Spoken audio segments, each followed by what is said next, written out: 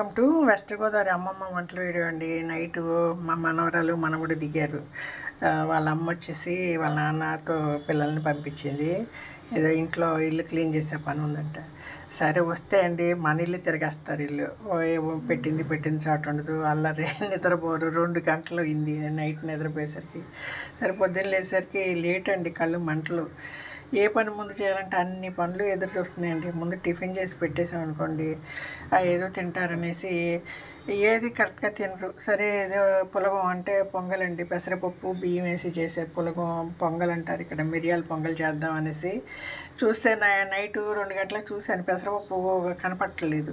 సరే సాయిపప్పు ఉందండి మా ఇంట్లో. పెసరట్లకి ఊరు నుంచి, గ్రామం నుంచి పెసరట్లకి పప్పు పంపిస్తారు. అది నానబోసాను, ఆరకొరగా కడిగాను, కొంచెం పొట్టుంటే ఆరోగ్యానికి మంచిది అనేసి.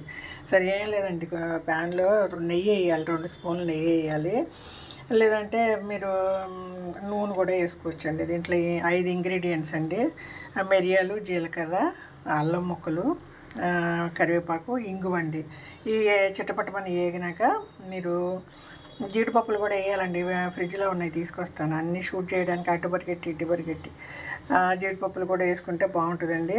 మా వాళ్ళు జీడిపప్పులు కూడా ఏరి పెడతారు. ఈ వేగినాక స్టవ్ ఆపేసి ఇదిగోండి పెసరపప్పు ఒకటైతే బియ్యం ఒకటి వేసుకుంటారండి. కొంతమంది పెసరపప్పు ఒకటైతే బియ్యం 2, మొత్తం కలిసి ఒక గ్లాసు అలవ తీసుకుంటే అండి ఆ గ్లాస్తో 3.5-4 నీళ్ళు పడతాయి. అంటే ఉప్మాలాగానే ఇది కూడా. కొంచెం లూజ్గా వండితే అది గట్టిపడిపోతుందండి. పెసరపప్పు ఒక అర తీసుకోండి, బియ్యం ఒక అర తీసుకోండి.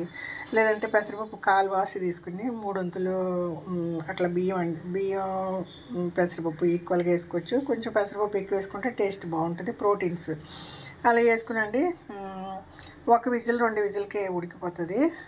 తర్వాత తీసుకుని ఇంకా ఎక్స్ట్రా నెయ్యి వేసుకోవచ్చు. మా మనవడు ఎక్కువ నెయ్యి వేస్తే, నెయ్యి వాసన వస్తే ఊరుకోడు. నేను ఏదో లైట్గా వేసాను, మా మనవరాలు తినేప్పుడు మళ్ళీ వేస్తా తనకి. సింపుల్ అండి, సింపుల్, ప్రోటీన్స్. మా చిన్నప్పుడు పులగం అనేవాళ్ళు. ఈ పూటకి ఇదేనండి టిఫిన్.